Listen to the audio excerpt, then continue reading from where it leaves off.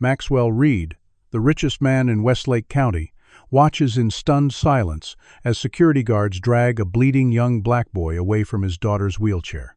His daughter's screams echo through the pristine corporate atrium. "Daddy, please.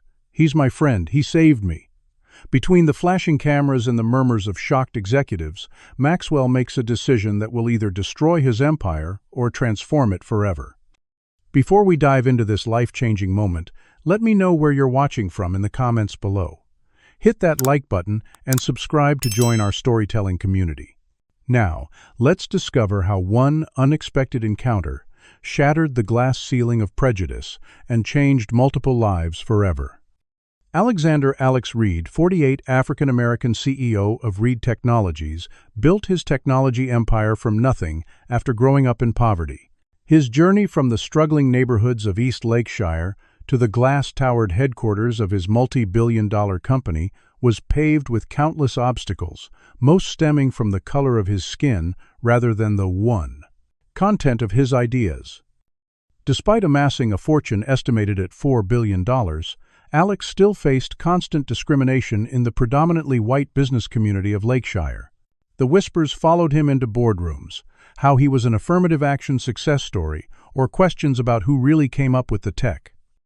Executives who eagerly shook his hand in public often avoided eye contact at social gatherings, and many times Alex had been mistaken for service staff at events where he was actually a keynote speaker. His reputation as difficult spread whenever he corrected these assumptions, adding another layer to the isolation his success had created. This isolation extended to his personal life as well. His wife Janelle had passed away 3 years earlier from an aggressive form of cancer, leaving Alex to raise their daughter Sophia alone. Sophia, now 7, was born with spina bifida, a condition that left her unable to walk and dependent on a wheelchair for mobility. Despite having access to the best medical care money could buy, specialists flown in from around the country, cutting-edge physical therapy equipment installed in their home, and a dedicated nurse, Sophia struggled with isolation and depression.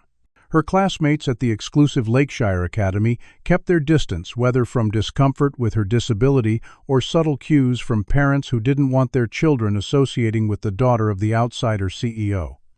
Sophia's once bright smile had dimmed over the past year. She spoke less, showed little interest in activities she once enjoyed, and often stared silently out the window of their expansive lakeside mansion. On this particular Tuesday in April, Alex had brought Sophia to the Reed Technologies headquarters, while her regular caretaker, Mrs. Wilson, recovered from a minor surgery. He had arranged for his assistant Caroline to watch her in his private office suite while he attended the quarterly board meeting. The meeting ran long as Wallace Kingsley, the longest-serving board member, questioned every aspect of Alex's latest expansion proposal with thinly veiled condescension. "I'm just not convinced someone with your background fully grasps the implications of entering the European market," Kingsley had said, earning uncomfortable glances from some board members and subtle nods from others. By the time Alex returned to his office, his frustration transformed to panic when Caroline informed him that Sophia had wheeled herself out, while Caroline took a brief bathroom break. "I looked everywhere on this floor, Mr.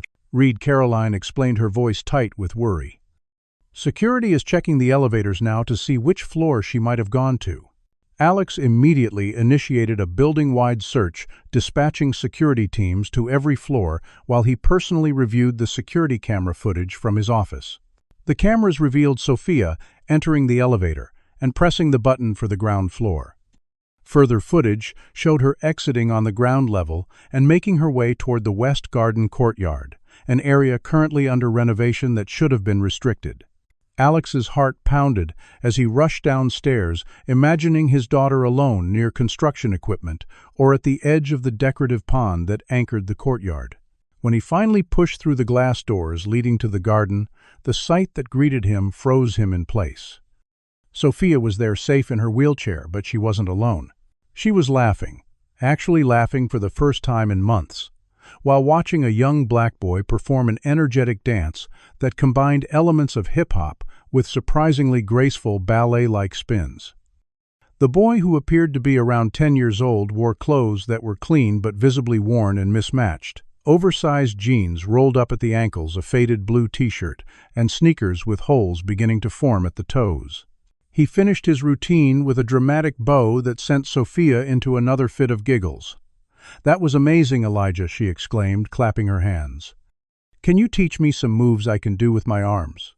Before the boy could answer, Security Chief Vincent Hargrove and two of his officers burst through another entrance to the courtyard.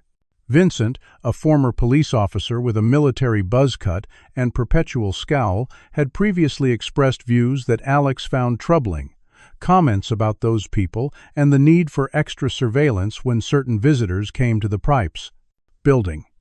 Now Vincent's face contorted with alarm as he spotted the boy near Sophia. "Step away from her now," Vincent shouted, hand moving to the taser at his belt.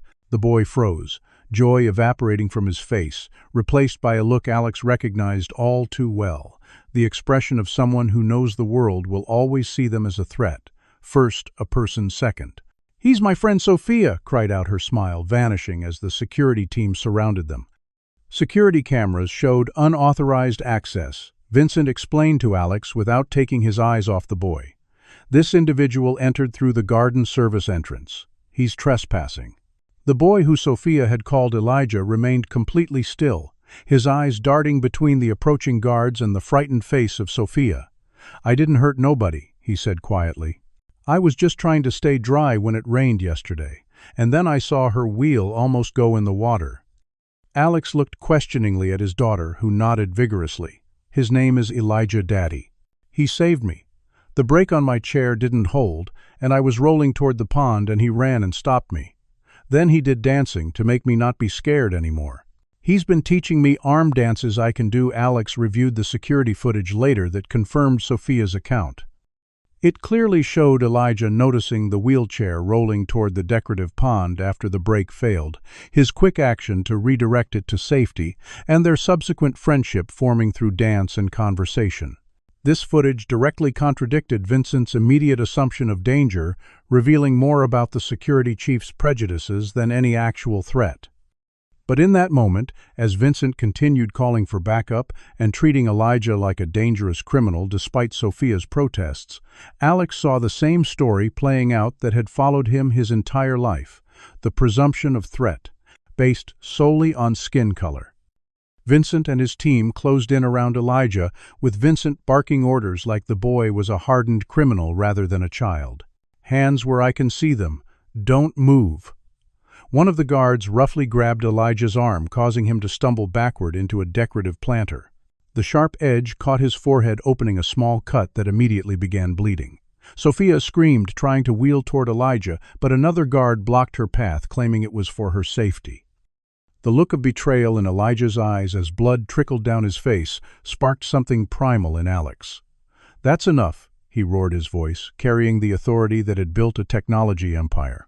"Release him immediately. He's a child, not a threat." Vincent hesitated, his hand still hovering near his taser.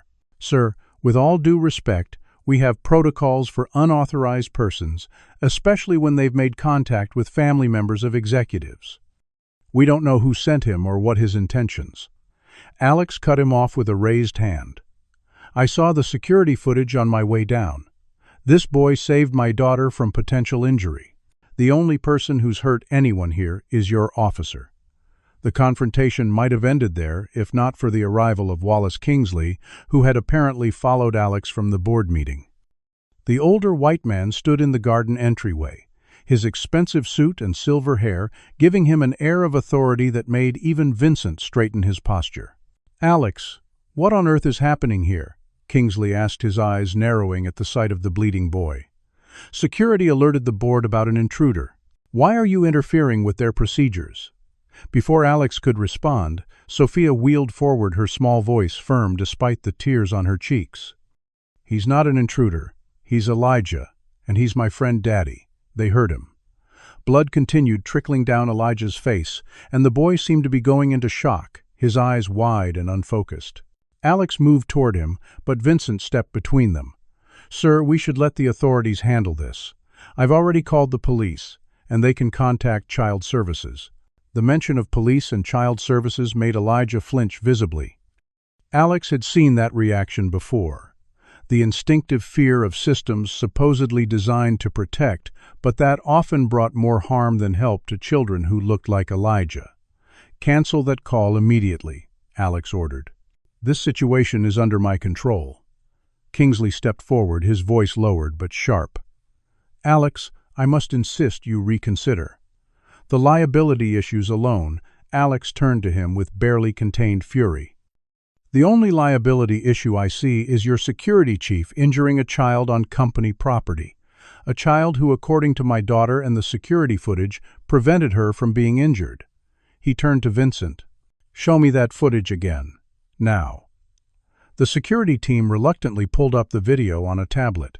The footage clearly showed Sophia's wheelchair rolling toward the pond after she had reached for a colorful flower, the wheel brake failing to hold.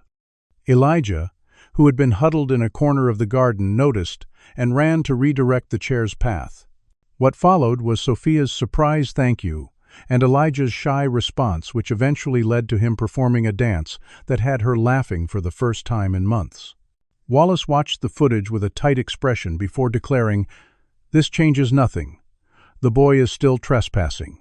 I'm calling an emergency board meeting to discuss this. Lapse in judgment." As he walked away, he added just loudly enough for Alex to hear, "This is exactly why some people shouldn't be in positions they're not suited for."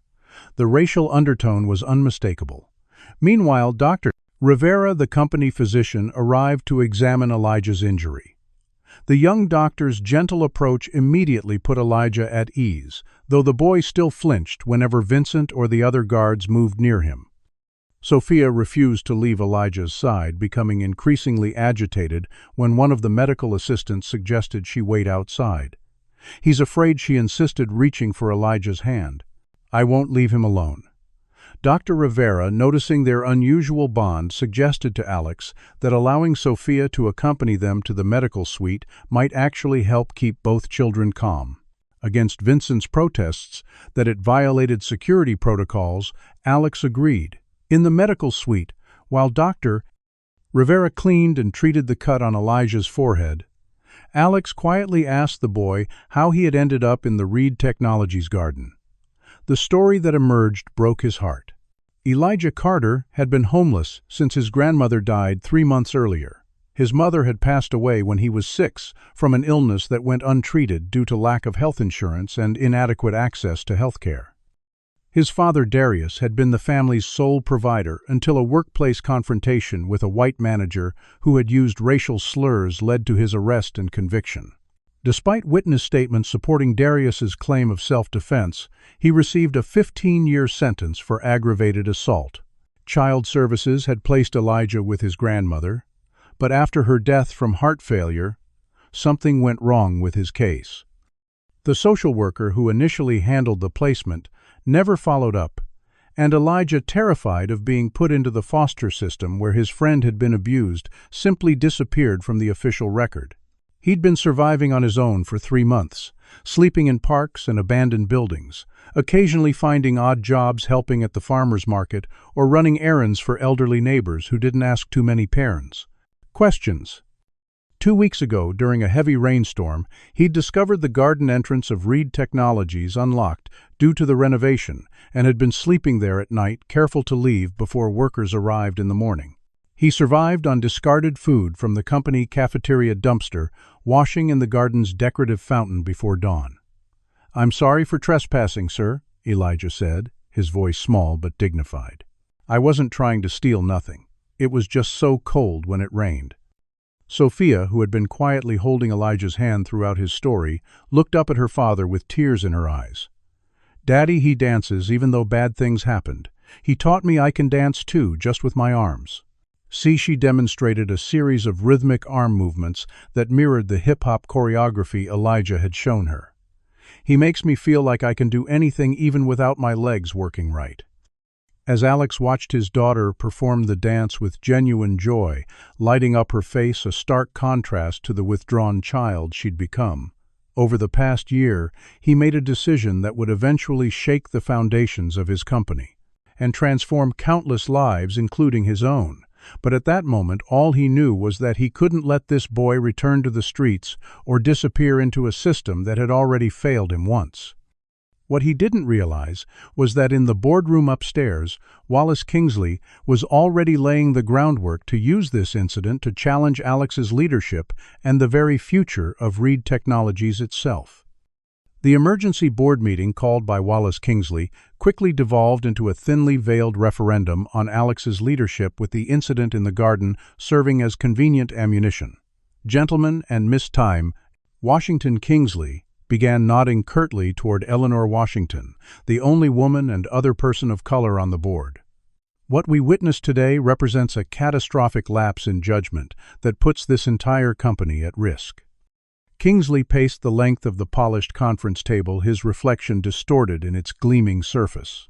A CEO who allows a homeless trespasser near his disabled daughter then prevents security from following standard protocols. This isn't just a personal failing, it's a corporate liability nightmare. Several board members nodded in agreement, while others studied their tablets with uncomfortable expressions. Eleanor Washington, a formidable presence despite being outnumbered, leaned forward. Let's be perfectly clear about what actually happened today. A child who had found shelter in our garden prevented an accident involving Alex's daughter. The only injury occurred when our overzealous security team manhandled a minor.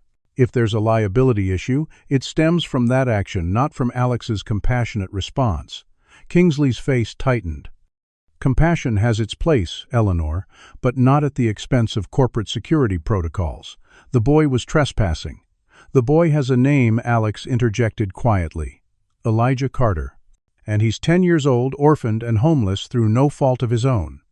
He pulled up the security footage on the main screen, showing the moment Elijah prevented Sophia's wheelchair from rolling into the pond. This is the dangerous trespasser you're also concerned about.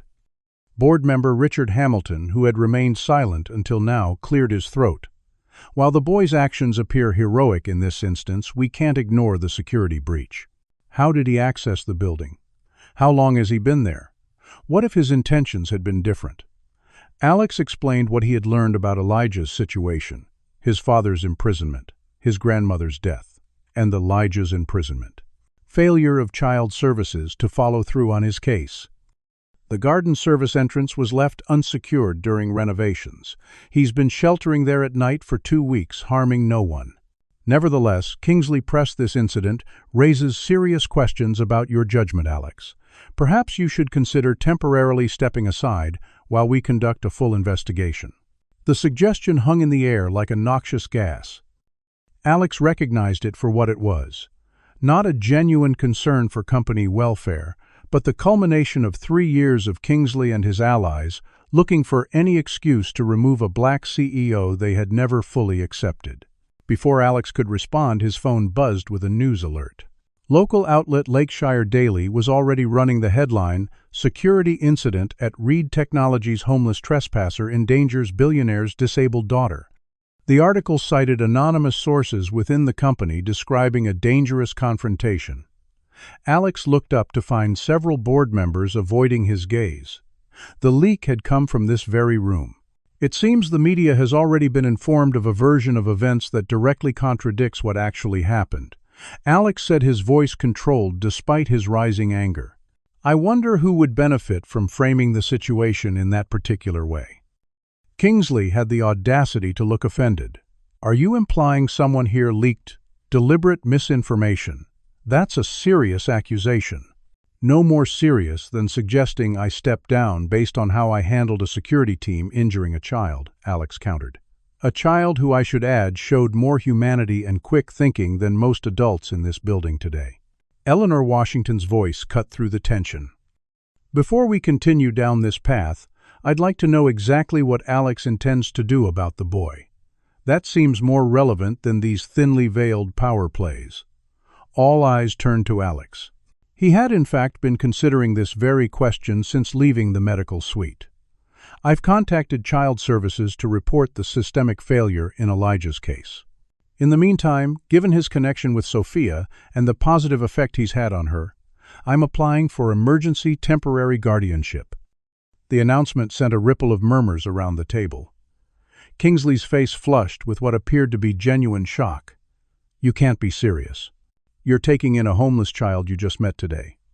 "Based on what?" A dance routine that amused your daughter Alex met his gaze steadily. "Based on recognizing a child in need, something your privilege has perhaps shielded you from ever having to truly see." The meeting ended in a stalemate, with the board agreeing to reconvene in 3 days to reassess the situation. As the executives filed out, Alex noticed the formation of clear factions, those who wouldn't meet his eyes, and a smaller group who offered subtle nods of support. Meanwhile, outside the boardroom, the situation was rapidly spiraling beyond the company's walls. Social media exploded with reactions to the news story, with hashtags like #ReadTechSecurity and #HomelessDanger trending locally. Comments ranged from concerns about company security to overtly racist remarks about street kids and their natural tendencies toward violence. Others questioned Alex's ability to protect his own daughter, suggesting that a real father wouldn't allow such a security lapse. The racial undertones in many comments were impossible to ignore. By the time Alex arrived home with Elijah and Sophia, after completing initial paperwork for temporary emergency guardianship, 3 news vans were parked outside his gated property. Caroline Peters, his family assistant who managed household affairs, met them at the door with a worried expression. "Mr. Reed, there have been over 30 calls from reporters, and I'm not sure if it's appropriate to prepare the blue guest room for him." Her hesitation before the final word, and the way her eyes darted uncertainly toward Elijah, spoke volumes about her own biases. "His name is Elijah Caroline," Alex corrected firmly. "And yes, please prepare the blue room. It has its own bathroom and is close to Sophia's room. Also, he'll need new clothes." "Can you arrange for a delivery first thing tomorrow?" Caroline nodded stiffly, clearly uncomfortable with the situation, but too professional to openly object. As she walked away, Alex heard her mutter something about someone like that in their home. Inside, Sophia refused to be separated from her new friend, insisting that Elijah join them for dinner and then demonstrate more of his dance moves in the family room. Despite the trauma of the day, Elijah gradually relaxed in the safe environment, his natural charisma and resilience emerging as he taught Sophia simple dance movements she could perform from her wheelchair. "You gotta feel the rhythm in your heart first. Then, let it move through whatever parts can dance," he explained, demonstrating how even finger movements could become part of a choreographed routine. "My grandma couldn't walk good either, 'cause of her diabetes, but she still danced with her hands and shoulders every Sunday at church."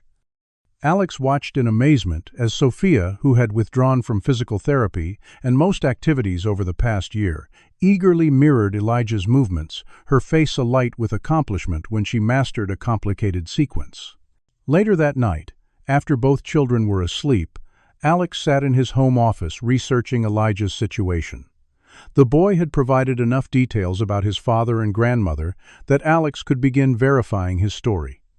What he found troubled him deeply. News reports about Darius Carter's arrest described a workplace altercation but omitted witness statements about the manager's racial provocations.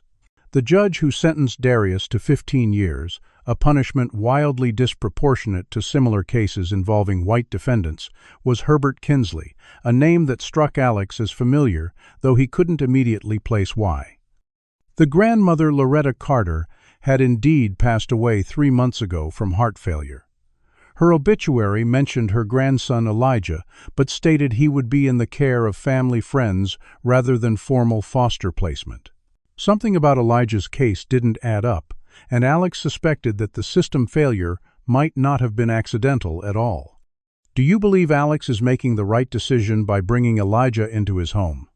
Comment number 1, if you think his compassion shows true leadership, or number 2, if you think he's risking too much professionally. Like this video if you've ever witnessed how prejudice can disguise itself as concern or protocol in professional settings. And if you haven't subscribed yet, what are you waiting for?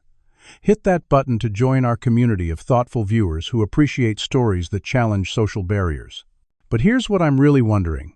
With powerful enemies already moving against him, can Alex protect both his company and this vulnerable child?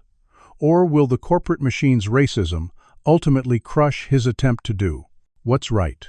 Let's find out as we continue this powerful story. The morning after bringing Elijah home, Alex made two crucial phone calls.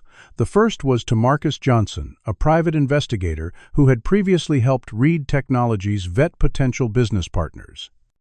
"I need a complete background check, but with special attention to connections between certain parties," Alex explained, outlining what he knew about Elijah's situation and the strange coincidences surrounding his father's imprisonment and his own case falling through the cracks of the system. The second call was to Dominique Washington, the sister of board member Eleanor Washington and one of the most respected civil rights attorneys in the state. "I need guidance on pursuing emergency guardianship for a minor whose case has been mishandled by Child Services," Alex explained. "And I may need representation myself if my board continues its current path." While waiting for Marcus to begin his investigation, Alex reviewed the complete security footage from the garden incident. What he saw confirmed his suspicions. The initial footage clearly showed Elijah preventing Sophia's wheelchair from rolling into the pond, their subsequent friendly interaction, and the dance performances that had his daughter laughing genuinely for the first time in 12 months. Yet the footage Vincent Hargrove had shown the board had been subtly edited. Certain frames removed to make Elijah's movements appear more aggressive. The friendly conversation cut to emphasize moments when he gestured more dramatically during his dance. It was a masterclass in manipulative editing, transforming an innocent interaction into something that could be framed as threatening. Most concerning was that Vincent had badge accessed the security server at 3:17 in the morning hours, before the incident, suggesting he had been monitoring Elijah's presence for some time without reporting it, waiting, perhaps for an opportunity to use it against Alex.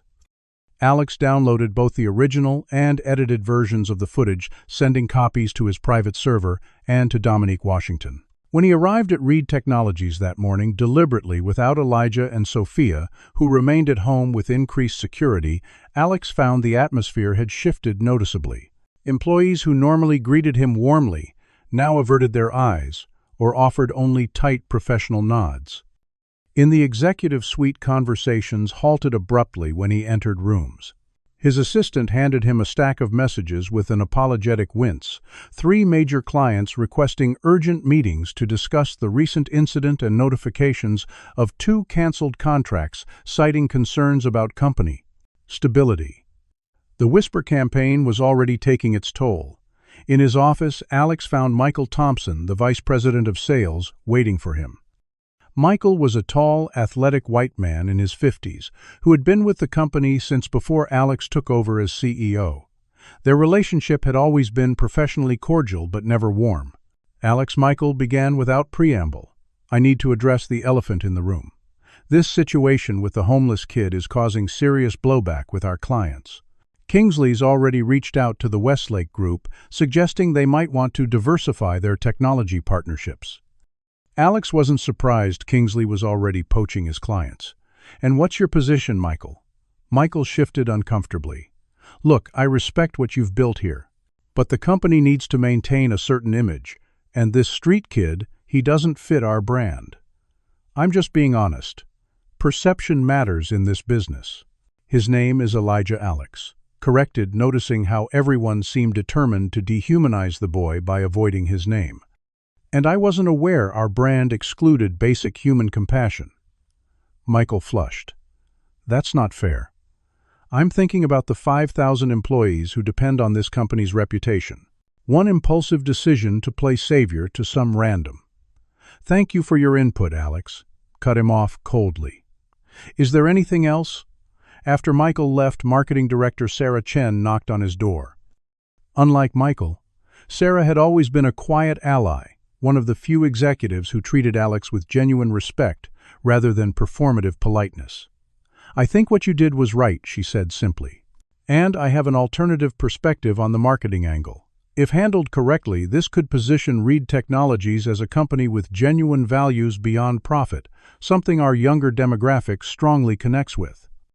Sarah presented research showing how younger consumers increasingly supported companies that demonstrated social responsibility.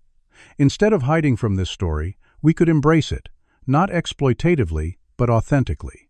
It aligns perfectly with our diversity initiatives and community outreach programs. While Alex appreciated Sarah's support, the idea of using Elijah's situation for corporate image building, however well-intentioned, made him uncomfortable. This wasn't about Reed Technologies' brand. It was about a child failed by systems designed to protect him. By midday, Marcus Johnson called with preliminary findings that validated Alex's concerns. Elijah's father, Darius Carter, had indeed been sentenced to 15 years for allegedly assaulting his manager despite multiple witnesses, stating the manager had used racial slurs and physically threatened Darius first. The judge who sentenced him, Herbert Kinsley, was Wallace Kingsley's cousin, a connection that suddenly explained why the name had seemed familiar to Alex. "There's more," Marcus continued. After Elijah's grandmother died, his case was initially handled by a social worker named Teresa Phillips, who filed for emergency placement. But her supervisor, Raymond Wilson, closed the case 3 days later, marking it as resolved through family placement, even though no such placement occurred. Further investigation revealed that Raymond Wilson regularly golfed with several Reed Technologies board members at the exclusive Lakeshire Country Club, including Wallace Kingsley. The connections were too specific to be coincidental. Meanwhile, Alex had IT security expert Aisha Patel examine the security footage manipulation. This wasn't amateur work, she confirmed after reviewing the files. Someone with professional video editing skills altered these timestamps and spliced frames. But they made one mistake. They didn't realize our new system creates backup archives every 4 hours. I can prove when and how the footage was altered. The evidence pointed to Vincent Hargrove not only editing the footage, but deliberately feeding information to Wallace Kingsley for years. Email records showed regular communications between them outside official channels dating back to shortly after Alex became CEO.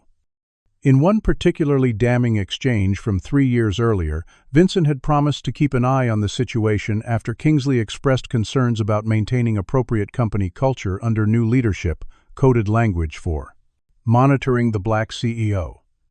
Alex now understood that the garden incident wasn't just about Elijah. It was the culmination of years of Wallace Kingsley looking for leverage to remove him from leadership. The discovery left him with a critical decision: fight back against the corporate conspiracy while simultaneously battling for Elijah's custody or sacrifice one battle to win the other. As he contemplated his next steps, the situation at Reed Technologies continued deteriorating. The executive team fractured along clear lines: those loyal to Kingsley's vision of the company versus those who supported Alex's leadership. Sales VP Michael Thompson openly suggested in a department meeting that temporary leadership changes might be necessary, while marketing director Sarah Chen countered by presenting data showing the company's growth under Alex's guidance. Human Resources Director Thomas Bennett walked a careful middle line, expressing concern about all parties involved, while subtly reinforcing the narrative that Alex had created a security risk. Meanwhile, Vincent Hargrove implemented what he called enhanced security protocols, stationing additional guards at entrances and requiring employees to display identification at all times, measures that created an atmosphere of tension and suspicion throughout the building. When questioned about these changes, Vincent cited recent security breaches with a pointed glance toward Alex's office. By the end of the day, Alex had compiled enough evidence to confront the board with Vincent's deception and Kingsley's manipulation. But before he could implement this plan, he received an urgent call from Dominique Washington. "Child Services has been notified about Elijah," she informed him grimly. "Someone reported that you're harboring a runway minor without legal authority. They're sending a caseworker to your home tomorrow morning." The timing was too perfect to be coincidental. Kingsley had escalated beyond corporate maneuvering to directly attacking Alex's attempt to protect Elijah. The battle lines were now clearly drawn, and Alex realized he was fighting not just for his company, but for a child's future, and against a system of privilege and prejudice that extended far beyond Reed Technologies' walls. The morning began with rain lashing against the windows of Alex's lakeside home, matching the storm of controversy that had engulfed his personal and professional life overnight. 3 news vans had become 12. their satellite dishes extending like mechanical flowers, seeking signal rather than Sunday. Inside, Elijah sat at the kitchen island, shoulders hunched, as he watched the television where reporter Vanessa Mitchell delivered a breaking news update. Sources close to Reed Technologies confirm that CEO Alexander Reed has taken in a homeless youth with a troubled background, raising questions about his judgment and the safety of his disabled daughter. The screen showed a grainy image of Elijah from the security footage, his face partially visible despite the supposed privacy protections for minors in media.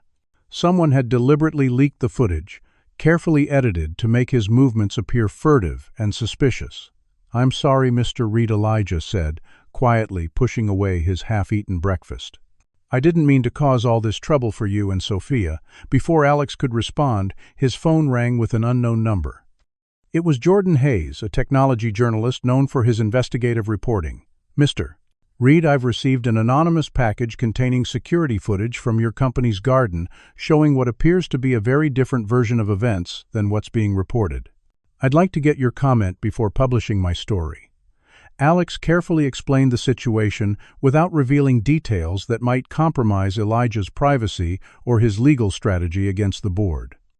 "I can tell you that a child in need was criminalized for being in the wrong place at the wrong time, or perhaps the right place at the right time, considering he prevented my daughter from being injured." Jordan's article, "Homeless Hero: The Truth Behind Reed, Technology's Security Incident," went live an hour later, featuring side-by-side comparisons of the edited security footage being shown on news outlets and the original, unaltered version. The contrast was striking. Where the edited footage showed jerky, threatening movements, the original revealed a child dancing to entertain a lonely girl in a wheelchair. The competing narratives created an immediate media firestorm. Some outlets doubled down on the security threat angle, while others began questioning the source and motivation behind the edited footage. Social media erupted with hashtags ranging from #ReedTechTruth to #HomelessHero to the more disturbing number "Protect Our Children," which various groups used to either support Elijah or suggest he represented a danger. The resulting discourse quickly transcended the specific incident to become a national conversation about race, wealth, privilege, and who deserves compassion in American society. Alex faced criticism from all directions. Conservative commentators questioned his judgment as a father and CEO, while some progressive voices suggested his actions were merely a publicity stunt to improve his company's image. Black commentators debated whether Alex was genuinely helping Elijah or engaged in a form of racial saviorism that didn't address systemic issues.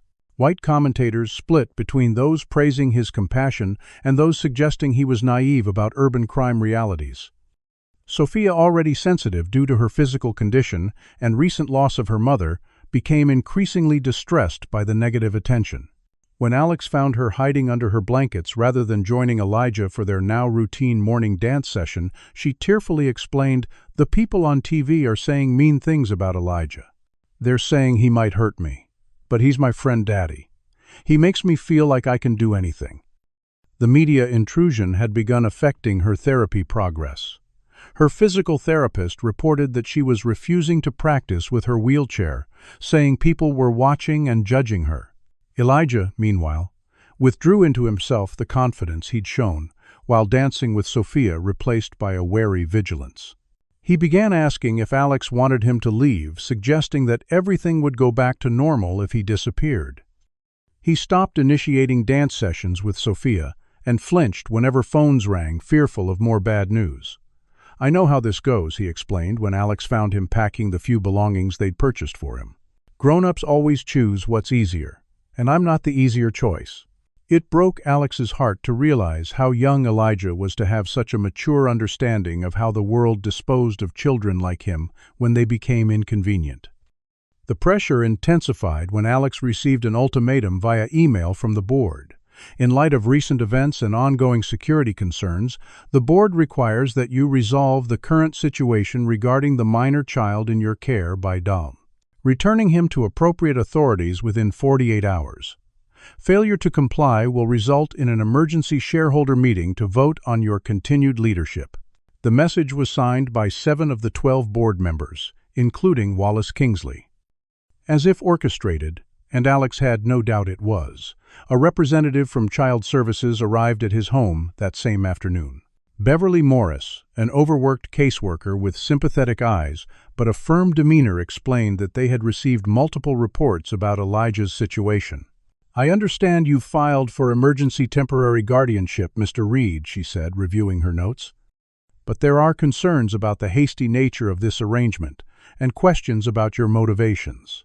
Despite Beverly's professional tone, Alex detected genuine concern for Elijah's welfare beneath her official stance. When she interviewed Elijah privately, as required by protocol, Alex respected the process but worried about how the boy would respond to yet another authority figure questioning his place in the world. After speaking with both children and observing their interaction, Beverly's demeanor softened slightly. "It's clear they've formed a bond," she acknowledged. "And Elijah speaks very highly of how you've treated him.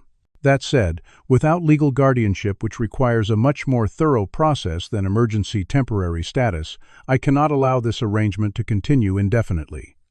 She explained that Elijah would need to be placed in a licensed foster home while Alex's guardianship application was properly evaluated, a process that could take months.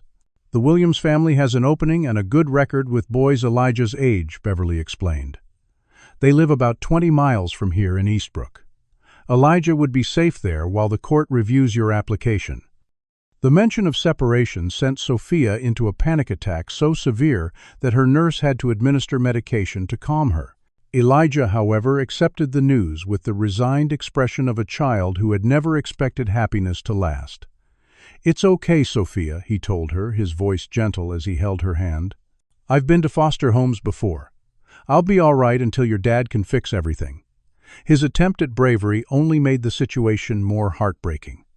As Beverly prepared the paperwork for Elijah's temporary placement, Alex received another call from Marcus Johnson with additional findings about Wallace Kingsley's connections to Elijah's case. "It's bigger than we thought," Marcus explained. "Westlake Properties, the development company Kingsley has major investments in, has been buying up properties in Elijah's old neighborhood for a gentrification project. Darius Carter's employer, Eastside Manufacturing, was pressured to sell their property 2 years before his arrest. They refused until shortly after Darius was imprisoned."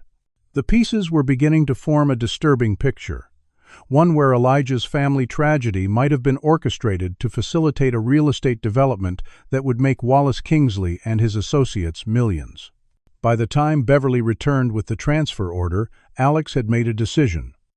"I'll comply with the temporary placement," he told her, knowing that fighting the immediate transfer would only hurt Elijah's case in the long run. "But I want daily updates on his condition, and I expect my application for guardianship to receive fair and expedited consideration." Beverly, perhaps recognizing the genuine concern in Alex's voice, nodded. "For what it's worth, Mr. Reed, in 23 years of casework, I've rarely seen a child integrate so quickly into a new environment or form such a positive bond with another child. Whatever your motivations, you've given Elijah something he desperately needed, a sense of belonging." As Elijah packed his few belongings into a new backpack Alex had purchased for him, Sophia wheeled into his room, her eyes red from crying, but her expression determined. "I made you something," she said, handing him a colorful braided bracelet. "Dad helped me order the supplies overnight. It's a friendship bracelet. I have a matching one. This way we'll still be connected even when you're at the foster home." Elijah slipped the bracelet on his thin wrist, staring at it for a long moment before looking up with the first genuine smile he'd shown since the media circus began. "I'll practice new dances to show you when I come back," he promised. "Really awesome ones you can do too." The image of Elijah climbing into Beverly's government-issued car, small backpack clutched to his chest as he waved goodbye to Sophia, would haunt Alex for years to come. It represented everything wrong with systems that separated children from places they felt safe, based on bureaucratic requirements and societal prejudices. As the car disappeared down the long driveway, Alex turned to find Caroline, his family assistant, standing in the doorway with an uncharacteristic look of emotion on her usually composed face. "I was wrong about him," she admitted quietly. The way he looked after Sophia, how gentle he was. I let my assumptions cloud my judgment. I'm sorry, Mr. Reed. Her realization came too late to help Elijah, but it represented the small shifts in perspective that Alex hoped might eventually lead to broader change. That night, Sophia refused to sleep in her own room, insisting on staying in the guest room where Elijah had briefly lived. It still smells like him, she explained, hugging the pillow he had used. Like cinnamon and those art supplies, you got him. She fell asleep, clutching both her friendship bracelet and the colorful drawing Elijah had made for her, a picture of two dancers, one standing and one in a wheelchair, performing under a spotlight together. The Williams family lived in a well-maintained colonial home in a middle-class neighborhood of Eastbrook, with a basketball hoop in the driveway and flowers lining the front walk. On paper, they were ideal foster parents, married for 17 years with 2 biological teenage daughters and a history of fostering 6 boys over the past decade. Their home had passed every inspection, and their references spoke of their patience and commitment to children in need. Yet, within 48 hours of Elijah's placement, Alex received a concerning call from Beverly Morris. The Williams are requesting Elijah be moved to a different placement, she explained, her voice tense. They claim he's disruptive and refuses to follow house rules. They're also uncomfortable with his constant mentions of your daughter and his attachment to your family. Alex gripped the phone tighter. What specific behaviors are they referring to? Beverly sighed. According to their report, he's been trying to practice dance routines in their living room, moving furniture to create space. When asked to stop, he allegedly became argumentative, saying he promised Sophia he'd learn new dances. He's also been asking to call your home multiple times a day, which they feel is preventing proper integration into their family structure. The subtext was clear. The Williams family found Elijah's attachment to a wealthy black family concerning particularly his bond with Sophia. That doesn't sound disruptive. It sounds like a child maintaining connection to someone important to him, Alex argued. Has anyone considered Elijah's perspective in this? Meanwhile, Alex's professional situation had deteriorated rapidly. The emergency board meeting, scheduled by Wallace Kingsley, was approaching, and major clients continued withdrawing from contracts, citing instability concerns.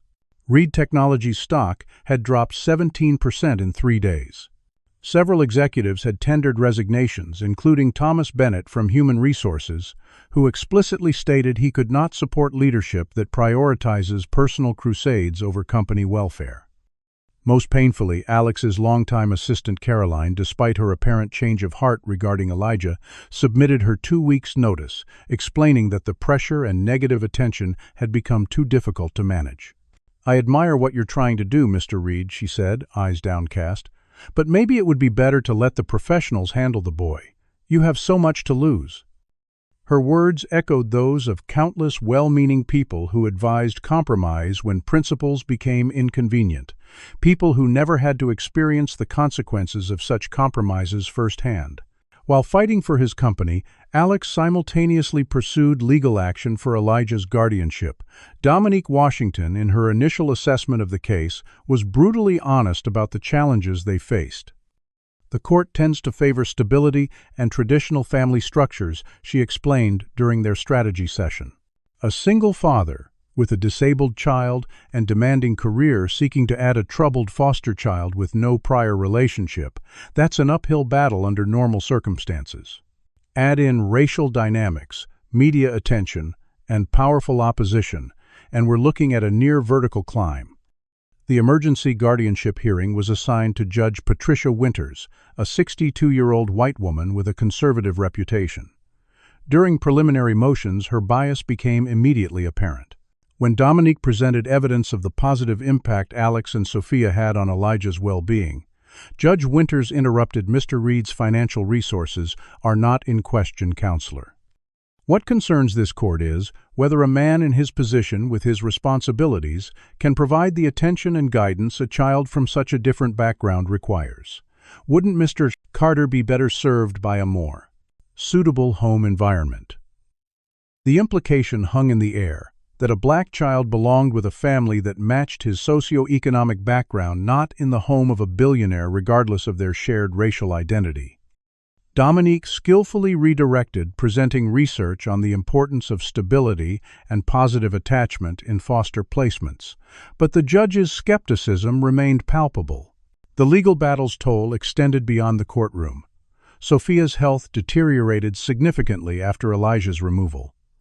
Dr. Rivera diagnosed her with situational depression, noting that she had regressed in her physical therapy and was showing signs of disordered eating.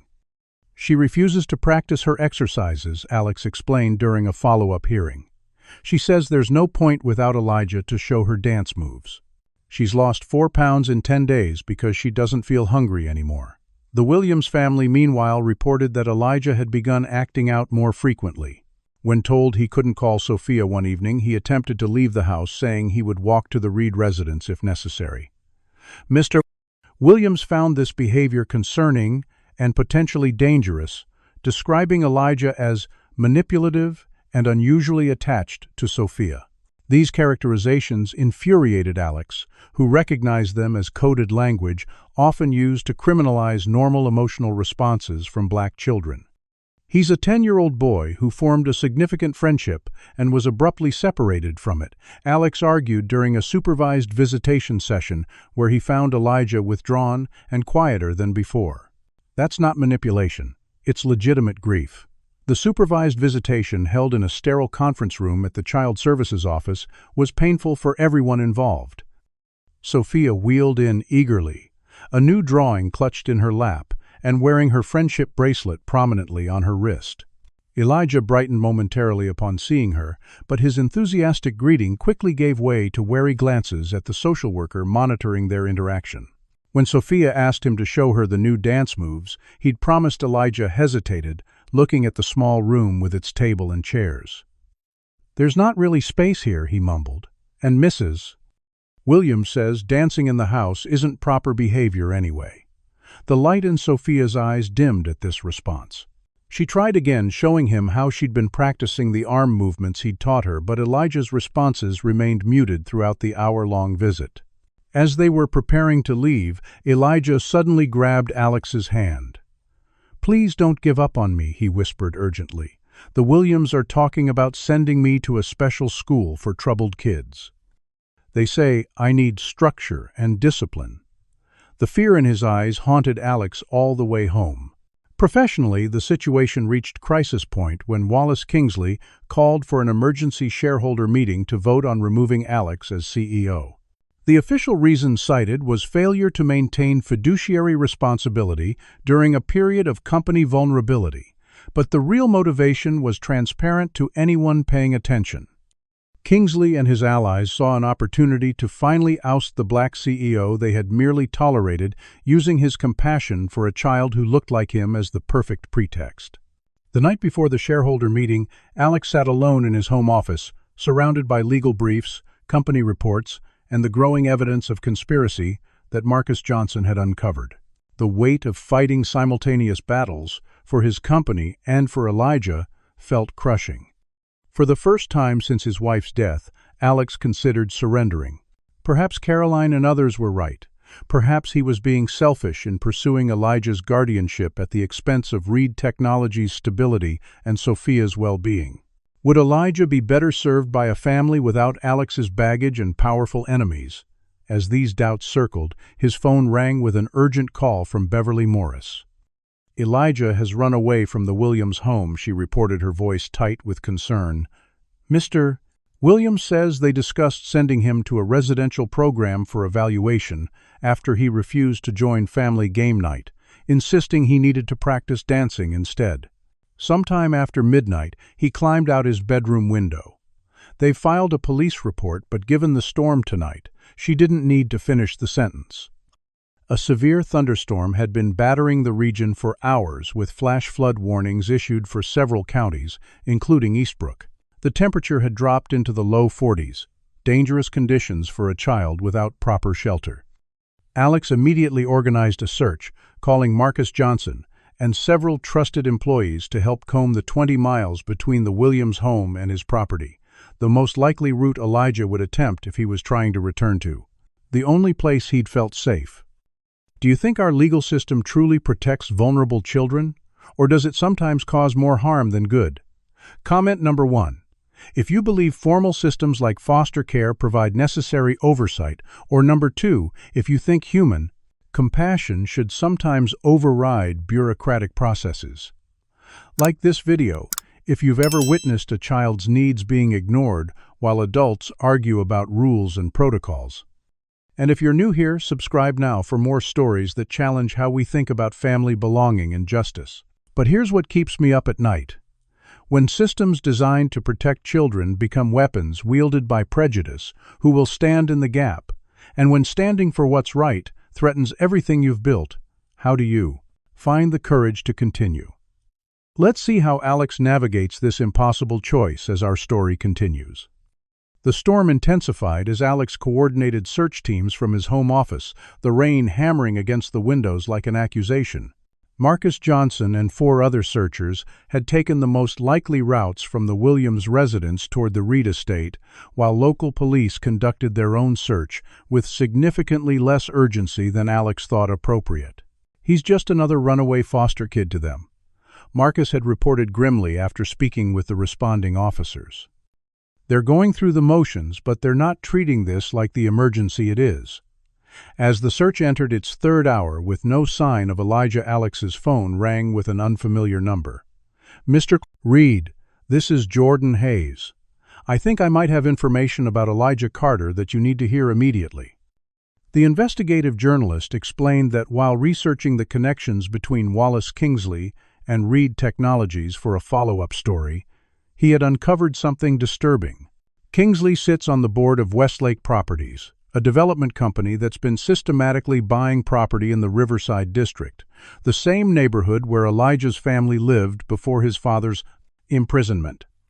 Jordan had discovered that Darius Carter's employer, Eastside Manufacturing, had occupied a key parcel of land that Westlake Properties needed for a luxury condominium project.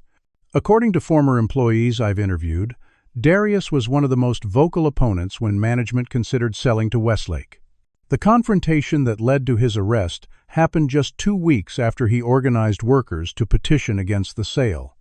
Most damning of all, the judge who sentenced Darius to 15 years, Herbert Kinsley, wasn't just Wallace Kingsley's cousin. He was an investor in Westlake Properties. "This goes beyond corporate politics, Mr. Reed. This looks like a deliberate effort to remove obstacles to a multi-million-dollar development project, first by imprisoning Darius Carter, then by ensuring his son disappeared into the system after his grandmother died." The revelation transformed Alex's understanding of the situation. This wasn't simply about Wallace Kingsley's prejudice against a black CEO or discomfort with Alex's compassion toward Elijah. The boy represented a loose end in a years-long conspiracy that had destroyed his family for profit. Before Alex could fully process this information, another call came in. Eleanor Washington, the sole board member who had consistently supported him. "Alex, I've been thinking about tomorrow's shareholder meeting, and I've made a decision that might surprise you. I'm going public with my own story." Eleanor explained that 20 years earlier, when she and her husband adopted 2 black children from foster care, they faced similar prejudice and bureaucratic obstacles. "We were told the children would adjust better in a home that matched their socioeconomic background," she recalled bitterly. As if love and stability were less important than maintaining some warped sense of social order. Her decision to speak out meant potentially sacrificing her own position on the board, but Eleanor was resolute. "Some battles matter more than corporate titles. What's happening to you and Elijah is the same discriminatory pattern, just in a different context." Eleanor wasn't the only unexpected ally to emerge. Michael Thompson, the sales VP who had initially opposed Alex's involvement with Elijah, requested an urgent meeting. When Alex arrived at the agreed location, a coffee shop far from Reed Technologies' campus, he found Michael uncharacteristically subdued, accompanied by his 16-year-old son, Jason. "I owe you an apology," Michael began awkwardly. "Jason helped me see something I should have recognized myself." Jason, a lanky teenager with his father's features, but a more determined expression, explained that their family had been discussing the situation at dinner when he pointed out the hypocrisy of Reed Technologies' diversity campaign, compared to their treatment of Elijah. Dad talks all the time about how your company values inclusion, but when it actually matters, when it's about helping a real person instead of a marketing slogan, suddenly it's all about company image and appropriate protocols. Jason recounted with the ruthless clarity teenagers often bring to adult hypocrisy. Michael, chastened by his son's perspective, had begun reviewing communications surrounding the incident and discovered emails proving Wallace Kingsley had been orchestrating opposition to Alex long before legitimate concerns about company liability could have arisen. He was discussing strategies to force you out with several board members within hours of the garden incident, before any media coverage, before any client concerns. This was never about protecting the company. It was about using a convenient pretext. Michael provided copies of these emails, adding critical evidence to Alex's growing case against Kingsley's conspiracy. Perhaps most surprising was the call Alex received from Vincent Hargrove's deputy security officer, Lisa Ramirez. "Chief Hargrove doesn't know I'm contacting you," she began nervously. "But I can't be part of this anymore." The edited security footage wasn't his first attempt to create problems for you. Lisa revealed that Vincent had been systematically applying stricter security protocols to visitors of color, documenting minor violations by black employees while overlooking similar issues from white staff and building what he called insurance files on executives who supported Alex's leadership. He told us it was standard risk management, but it became clear he was targeting specific people loyal to you. This pattern of discriminatory security practices provided additional context for Vincent's immediate criminalization of Elijah in the garden. As these allies emerged with crucial information, the search for Elijah continued through the stormy night. At 2:17 in the morning, as Alex was about to join a search team himself, despite Dominique's warnings that leaving his property might violate the court's restrictions regarding Elijah, headlights appeared on his private driveway. Alex rushed outside expecting Marcus or another searcher, but instead found an unexpected figure emerging from a modest sedan, Teresa Phillips, the child services worker, who had initially handled Elijah's case after his grandmother's death. "I saw the news about Elijah running away," she explained, rainwater streaming from her coat as Alex ushered her inside. "There's something you need to know, something I should have come forward about months ago." Teresa revealed that after filing emergency placement paperwork for Elijah following his grandmother's death, she had been explicitly instructed by her supervisor, Raymond Wilson, to close the case. "He told me a private arrangement had been made for the boy's care, but when I asked for documentation, he said it was handled at a higher level and to drop it." When she persisted questioning the irregular procedure, Teresa was reassigned to a different district and placed on probation for insubordination. "I knew something was wrong, but I had 3 kids of my own to support. I couldn't risk my job," she admitted, shame evident in her voice. "But I can't stay silent anymore, not with Elijah missing in this storm." Teresa's testimony provided the missing link, explaining how Elijah had fallen through the cracks of the system, not through bureaucratic oversight, but through deliberate action. Raymond Wilson's connections to Wallace Kingsley through the Lakeshire Country Club suggested another strand in the web of corruption surrounding Elijah's family. As Alex processed this new information, his phone rang again, Marcus Johnson calling with the news he'd been desperately waiting for. "We found him, Alex. He's alive, but hypothermic. We're bringing him to your house now since it's closest. You should call Dr. Rivera immediately." 20 minutes later, Marcus arrived carrying a semi-conscious Elijah wrapped in emergency blankets. The boy's lips were blue, his clothes soaked through, and a nasty gash on his leg suggested he had fallen during his journey. Dr. Rivera, who had arrived minutes earlier, immediately began treatment for hypothermia while assessing Elijah's other injuries. "He was less than 2 miles from your property when we found him," Marcus explained quietly. "Kid walked almost 18 miles in this storm, hiding whenever cars passed. He thought the police were looking for him to take him to what he called kid prison. Apparently, the Williams threatened him with a juvenile detention facility for troubled youth if he didn't straighten up." While Dr. Rivera worked to stabilize Elijah's condition, Alex faced an impossible legal and ethical dilemma. Legally, he was required to notify Child Services immediately that Elijah had been found. Doing so would mean the boy would be removed again, possibly to an even more restrictive placement, given his escape from the Williams home. Not reporting Elijah's presence would violate court orders and potentially destroy any chance of gaining legal guardianship. Yet returning him to a system that had already failed him repeatedly seemed equally unconscionable. As Alex grappled with this decision, Sophia wheeled herself into the room where Dr. Rivera was treating Elijah. Despite it being nearly 3 a.m, she had awakened somehow, sensing her friend's presence. When she saw Elijah's condition, she began to cry silently, reaching for his cold hand. "You came back," she whispered. "I knew you would." The moment captured the essence of what bureaucratic systems so often missed, the profound human connections that transcended legal categories and placement protocols. Dr. Rivera, monitoring Elijah's vital signs, made a discovery that would prove crucial to the legal battle ahead. "Someone's tampered with Sophia's medical records in our system," she reported, checking her tablet with a frown. "The documentation of her improved physical and emotional state during Elijah's time here has been deleted. Progress notes, therapy, evaluations, everything."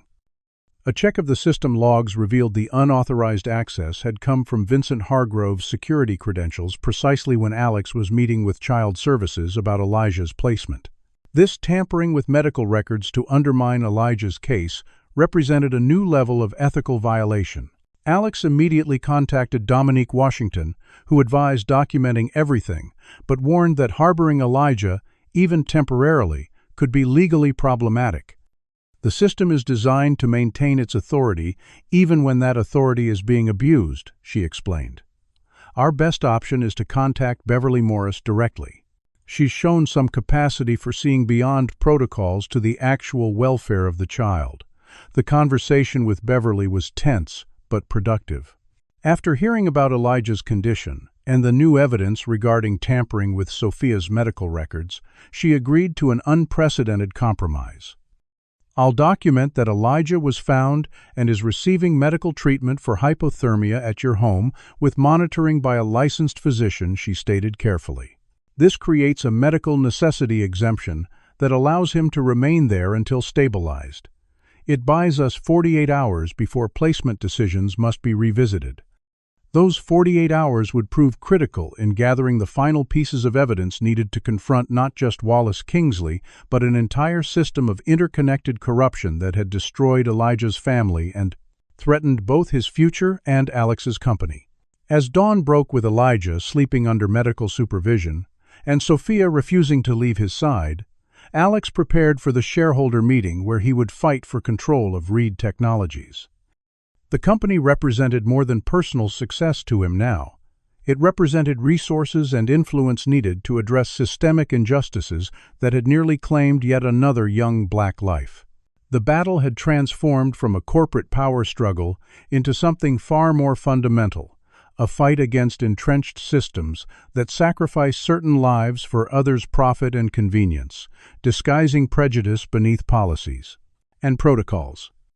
And for perhaps the first time since founding his company, Alex understood with perfect clarity what he was truly fighting for and what he was willing to sacrifice to win. The morning of the shareholder meeting dawned clear after the storm, the pristine blue sky offering no hint of the turbulence about to unfold in Reed Technologies' executive boardroom. Alex arrived early, accompanied by Dominique Washington, who would serve dual purposes today, representing his legal interests in both the corporate challenge and Elijah's case.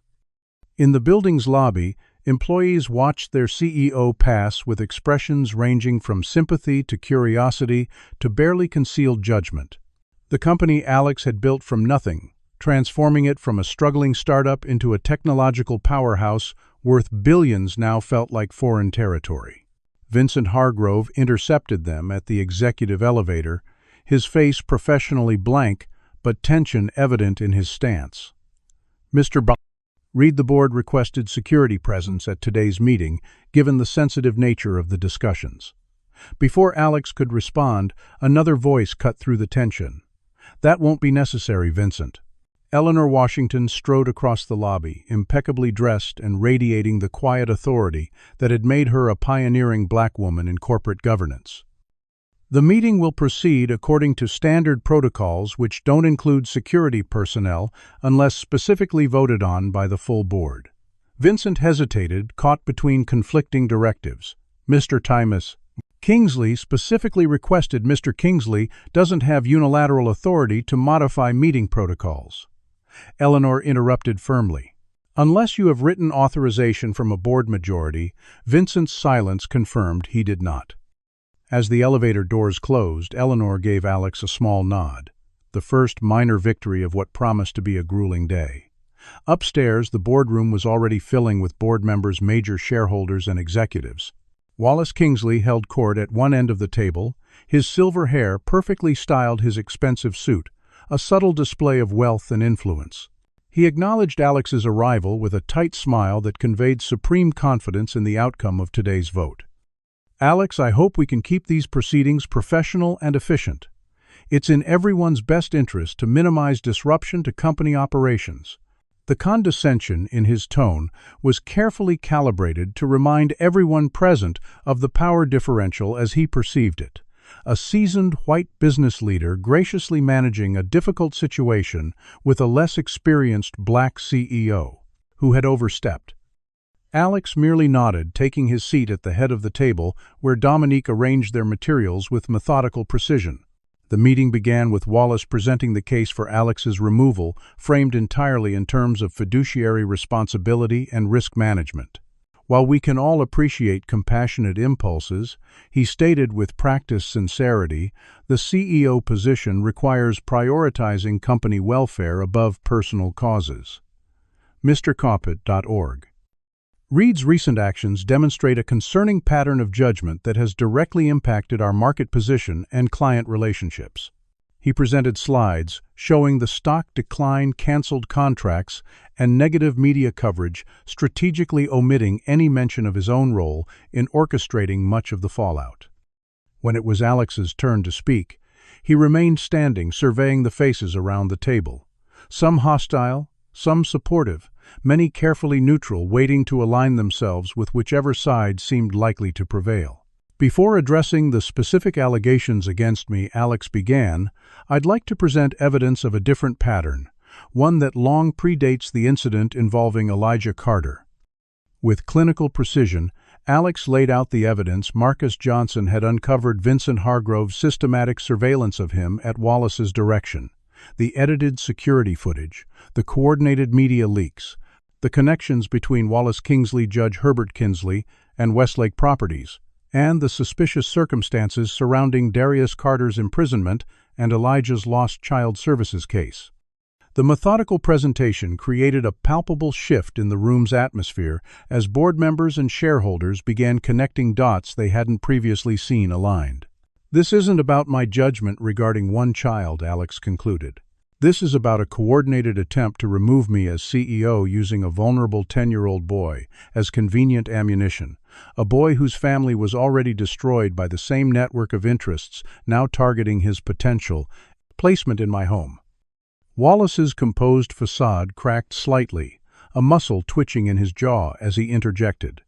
These conspiracy theories are beneath the dignity of this board. We're here to discuss specific actions that have harmed Reed Technologies, not indulge in elaborate distractions from the central issue of leadership fitness. Eleanor Washington spoke next, her voice measured but resolute. If we're discussing fitness for leadership, perhaps we should examine the ethics of board members using company resources for personal vendettas. She revealed her own investigation, showing Wallace had directed company resources to investigate Alex's personal life on multiple occasions over the past 3 years, seeking leverage. A board member who abuses his position to undermine the CEO represents a far greater liability than a CEO showing compassion to a child in need. The momentum continued shifting when Michael Thompson unexpectedly requested to address the meeting. As head of sales, his perspective on client relationships carried significant weight. I initially shared concerns about how this situation might impact our client base, he admitted. But after examining the timeline of events, it's clear that client anxieties were deliberately inflamed rather than naturally occurring. He presented communications showing Wallace had contacted key clients before any public coverage emerged, framing the garden incident as a serious security breach that raised questions about company stability. This wasn't client fallout we were managing. It was client manipulation we were witnessing. Perhaps the most damaging testimony came when Dominique called Vincent Hargrove to address the board. Faced with the evidence of his tampering with security footage and medical records along with documentation of his discriminatory security practices, Vincent made a calculation that would save his professional reputation, if not his position, at Reed Technologies. Mr. Kingsley approached me shortly after Mr. Reed became CEO. He confessed his military posture deflating slightly. He suggested the company needed additional oversight of the new leadership and that my cooperation would be remembered favorably when he eventually became chairman.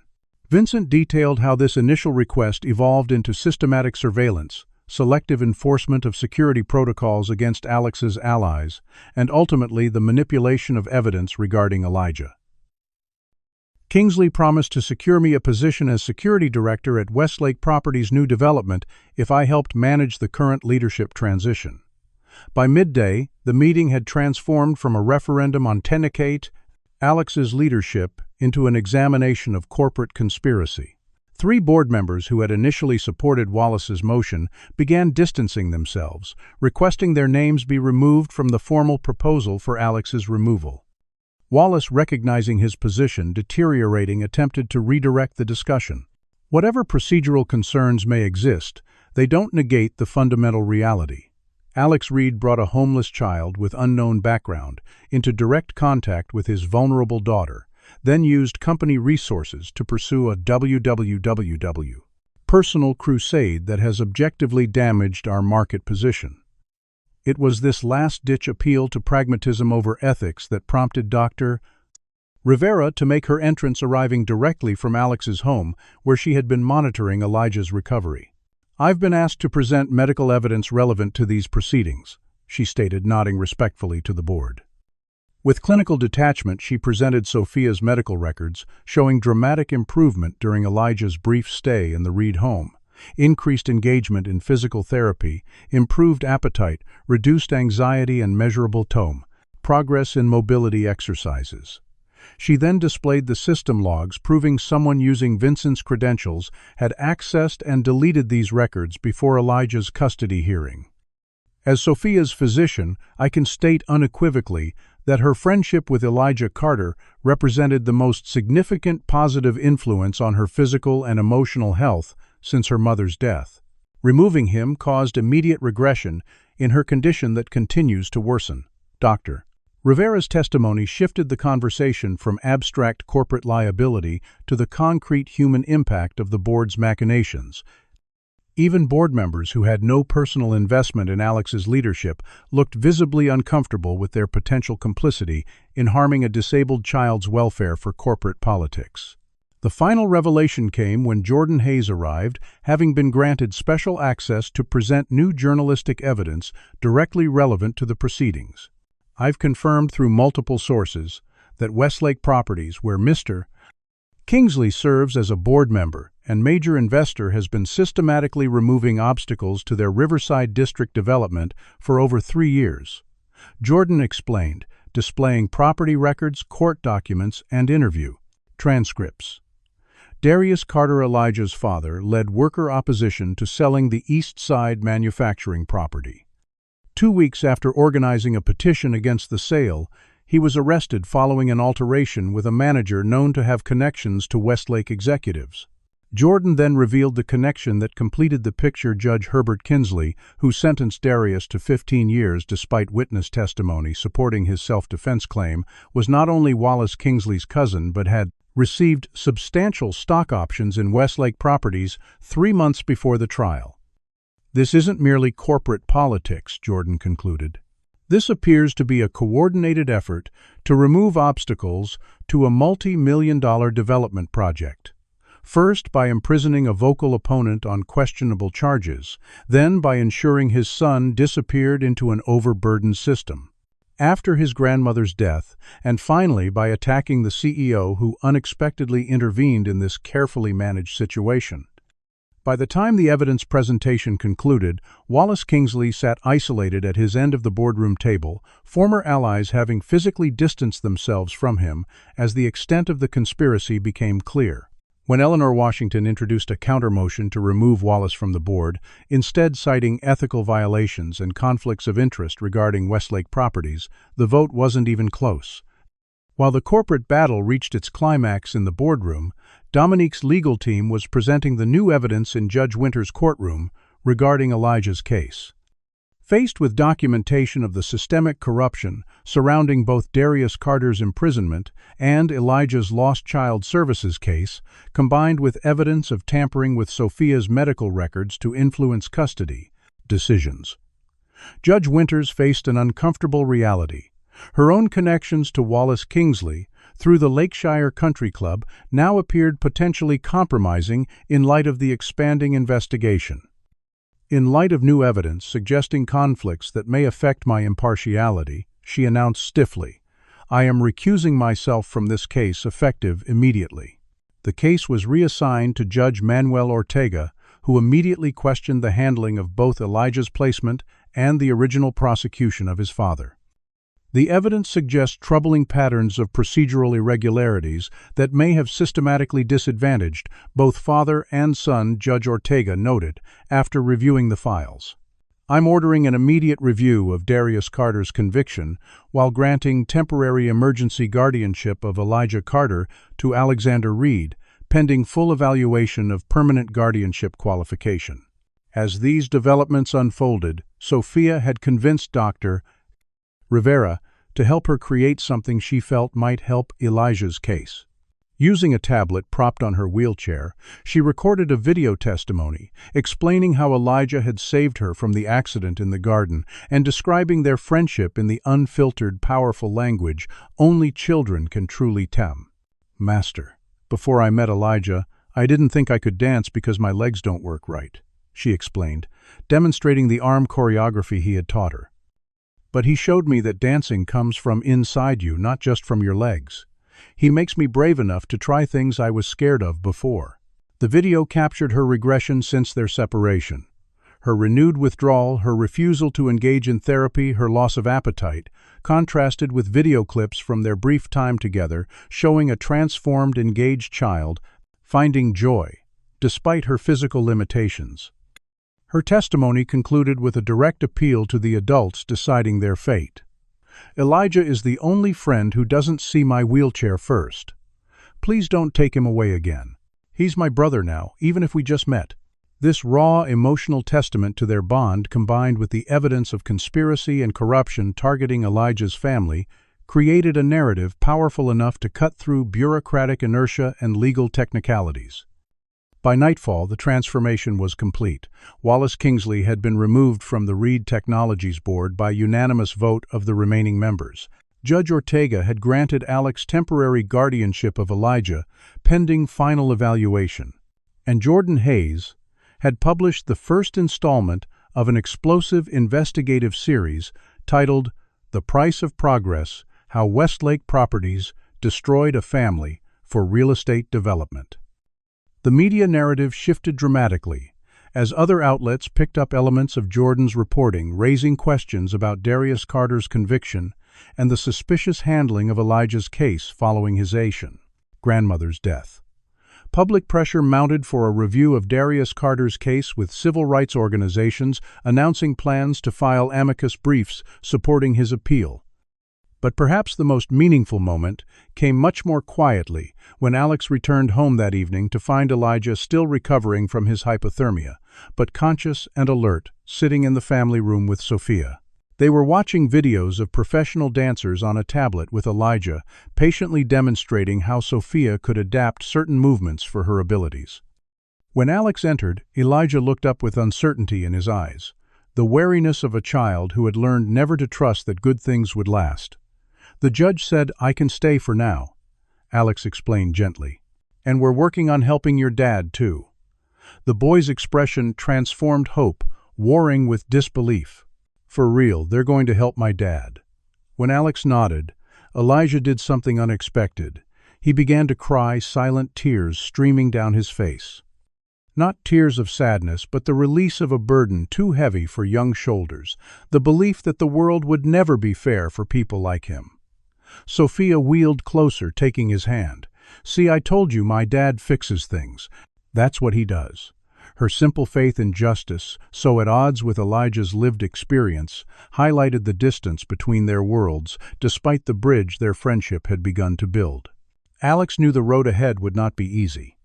The temporary guardianship would face challenges. Darius's case would encounter resistance from a system reluctant to admit error, and rebuilding Reed Technologies' stability would require sustained effort.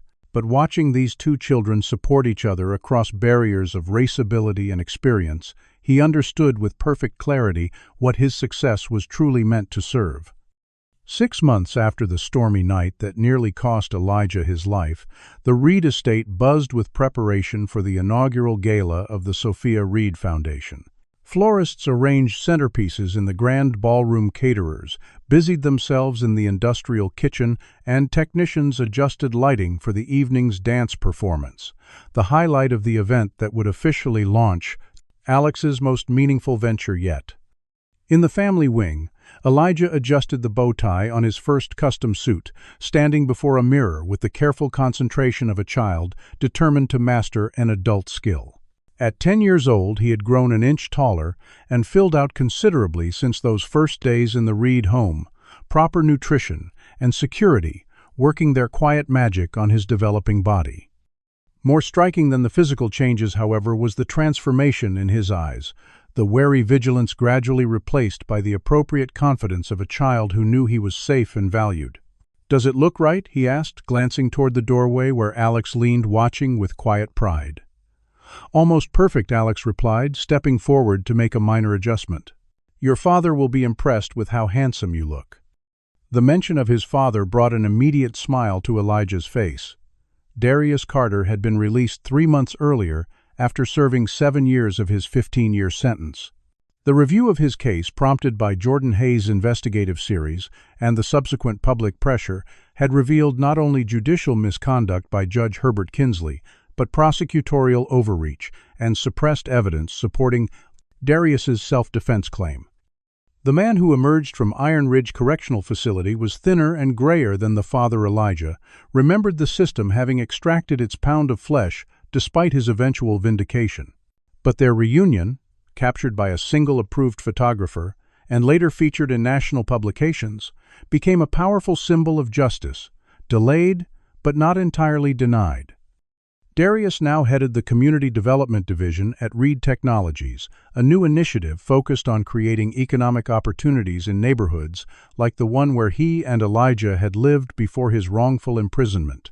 The position utilized his natural leadership abilities and intimate understanding of community needs while providing the stability necessary to rebuild his relationship with his son. The legal arrangement that evolved over the past months was unconventional but effective. Elijah divided his time between Alex's home, where he maintained his vital friendship with Sophia and attended Lakeshire Academy, and a comfortable apartment near Reed Technologies headquarters, where he spent weekends with his father. This solution, crafted with the children's well-being as the central priority rather than adult convenience or systemic preferences, had been approved by Judge Ortega, despite initial resistance from traditional family advocates. Down the hall, Sophia practiced in her room, the determination on her face visible through the partially open door. The dance routine she and Elijah had choreographed together represented months of collaboration, physical therapy disguised as artistic expression.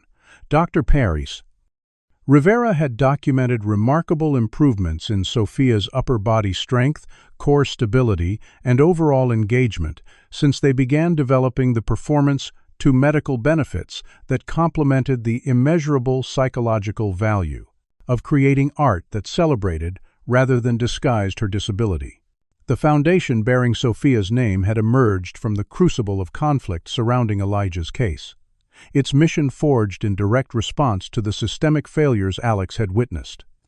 With initial funding of $50 million from Alex's personal fortune, the Sophia Reed Foundation addressed interconnected inequities in child welfare, healthcare access, and criminal justice. Its first initiative provided independent advocates for children in foster care, ensuring no child would fall through administrative cracks, as Elijah nearly had. The foundation also funded specialized medical care for children with disabilities in underserved communities and supported legal reviews of potentially biased sentencings in nonviolent offenses. The transformation extended to Reed Technologies itself, which emerged from the crisis stronger and more focused on its social impact. The board, now chaired by Eleanor Washington following her unanimous election, implemented new corporate policies requiring meaningful diversity at all management levels and substantial community investment in neighborhoods where the company operated. The corporate culture shifted from mere tolerance of difference to active celebration of diverse perspectives as business assets rather than compliance requirements. Wallace Kingsley's removal had triggered a SEC investigation into Westlake properties, revealing patterns of ethical violations beyond those directly affecting the Carters. The development project in Riverside District was now proceeding under new leadership with requirements for affordable housing inclusion and hiring preferences for local residents, including former East Side manufacturing employees who had lost jobs when the plant closed. Vincent Hargrove had avoided criminal charges by cooperating fully with investigators, providing crucial testimony about Wallace's systematic efforts to undermine Alex's leadership. His replacement as security director, Lisa Ramirez, implemented transparent protocols that eliminated the discriminatory practices previously normalized within the department. The most unexpected development emerged from Sophia and Elijah's friendship itself. Their conversations about their experiences, her with disability, him with racial prejudice, had sparked an idea that evolved into a children's book series. The Wheelchair Detective and the Dancing Spy featured a wheelchair-using girl detective and her nimble partner solving mysteries while confronting both physical barriers and social prejudice. The first book, published under Sophia's name with creative consultant credit to Elijah, had garnered attention from major publishers with a 3-book deal pending and discussions about potential screen adaptation. The series resonated with children and parents seeking stories that addressed difference honestly without defining characters solely by their challenges. The books opened conversations about disability and racial bias in accessible ways, creating the kind of representation both children had lacked in their own early reading. As evening approached and guests began arriving for the Foundation Gala, Alex took a moment alone in his study, reflecting on the journey that had brought them to this point. The professional cost had been substantial. Reed Technologies' stock had only recently recovered to its pre-controversy levels. Several major clients had never returned, and Alex's reputation in certain business circles remained, tarnished by his refusal to prioritize corporate interests above humanitarian concerns. Yet measuring these costs against the transformation he witnessed daily in his home and community, they seemed insignificant by comparison. A knock at the door interrupted his thoughts. Darius Carter stood in the doorway, impeccably dressed in a suit that matched his son's. His expression, a complex mixture of gratitude and lingering wariness, the latter a natural consequence of a system that had stolen 7 years of the SESH and of Condiv 7 DMOs. His life without consequence to those responsible. "The children are ready," he said simply. "Sophia says they need to practice once more on the actual stage before guests arrive." The relationship between Alex and Darius remained complicated, built on mutual respect and shared concern for their children, but shadowed by the power differential inherent in their positions and the painful awareness that Darius had. Suffered injustices Alex's wealth and influence had largely shielded him from experiencing directly. Yet they were forging something authentic from these complex materials, modeling for their children how adults could bridge difficult divides. The gala exceeded even Alex's ambitious expectations. 500 guests, including business leaders, politicians, celebrities, and community advocates, filled the ballroom, their combined influence, representing unprecedented potential for systemic change if properly directed. Jordan Hayes covered the event for a major national publication, his investigative series on the Carter family story, having earned him a prestigious journalism award and elevated his platform significantly. Judge Manuel Ortega attended as an honored guest, his courageous handling of Elijah's case having inspired other judges to examine potential biases in their own decision-making, particularly regarding cross-racial adoptions and guardianship arrangements. Even Beverly Morris was present, representing Child Services, with a new mandate to reimagine foster care practices with children's emotional well-being, centered alongside physical safety considerations. The highlight of the evening, as planned, was Sophia and Elijah's dance performance. The stage had been specially designed to showcase their unique partnership, platforms at varying heights, allowing Sophia's wheelchair to become an integral part of the choreography rather than a limitation to work around.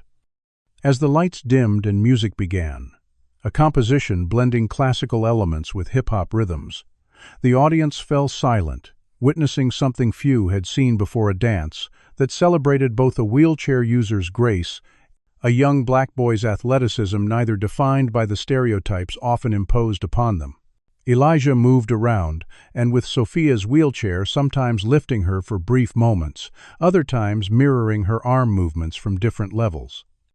The routine they had created incorporated elements of various dance traditions, reimagined through their particular abilities and perspectives. The standing ovation that followed lasted nearly 5 minutes, many guests visibly moved by the performance's beauty and its implicit challenge to limiting assumptions about disability and race.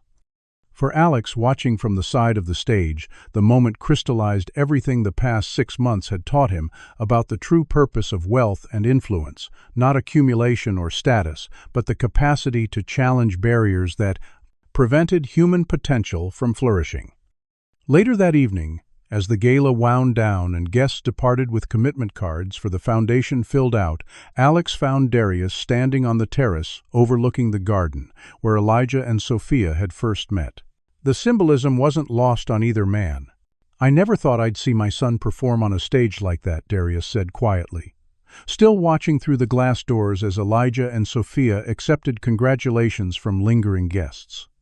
"In prison, I used to dream about what he might become, but those dreams got smaller every year. Just him surviving seemed like asking a lot given what happens to too many young black boys." He turned to face Alex directly. "What you've given him isn't just opportunity. It's the belief that he deserves opportunity. That might be the most important gift." Alex nodded, understanding the weight of Darius's words. "He's given as much as he's received." Sophia was withdrawing from the world before she met him. "He showed her how to find joy despite limitations, something I couldn't teach her despite all our resources."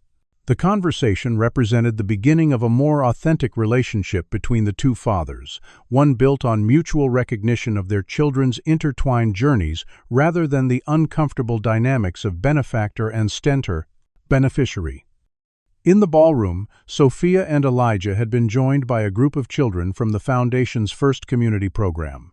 Young people from diverse backgrounds whose parents were either incarcerated or navigating the complexities of the foster system.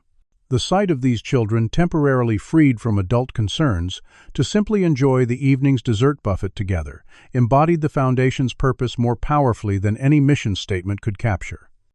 As Alex watched Elijah demonstrate a simple dance move to a shy 7-year-old girl with similar natural rhythm, he reflected on how a moment that might have destroyed everything, a security guard dragging a bleeding young black boy away from his daughter's wheelchair, had instead created something he never knew. His success was missing a model for genuine inclusion and justice that challenged the prejudices dividing their community.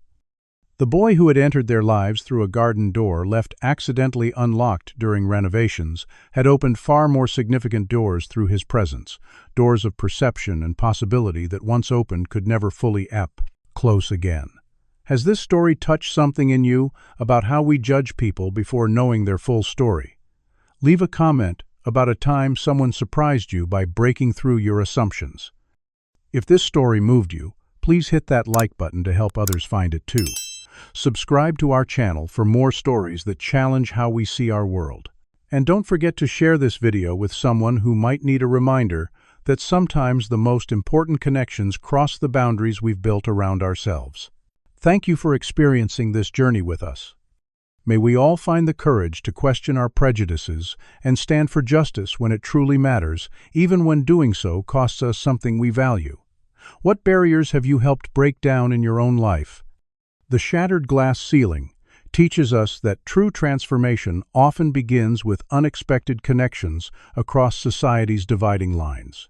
Alex Reed, a black billionaire, and Elijah Carter, a homeless black boy, both faced discrimination in different forms, but found strength in their shared humanity, rather than surrendering to cynicism.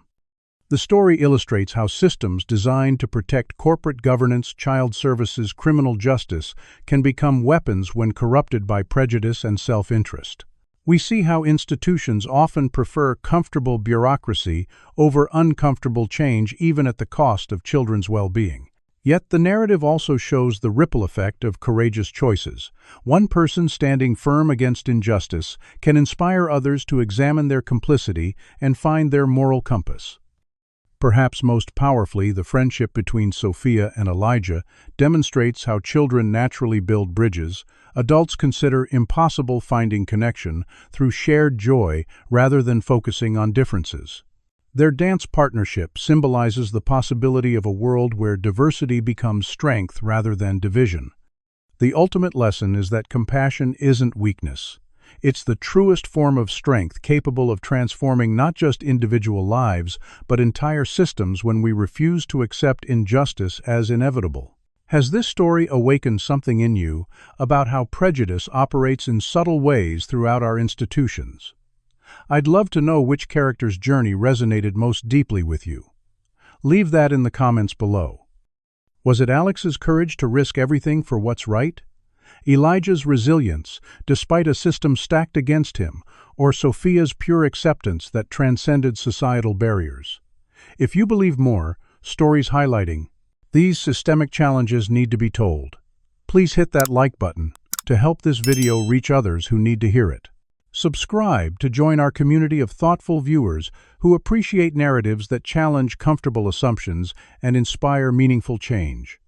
And if you know someone struggling to find the courage to stand against injustice in their own life, share this video as a reminder that one person's principled action can create ripples that transform entire systems. Thank you for being part of this journey toward greater understanding and compassion. May we all find the strength to recognize and challenge prejudice when we encounter it, especially when doing so requires personal sacrifice.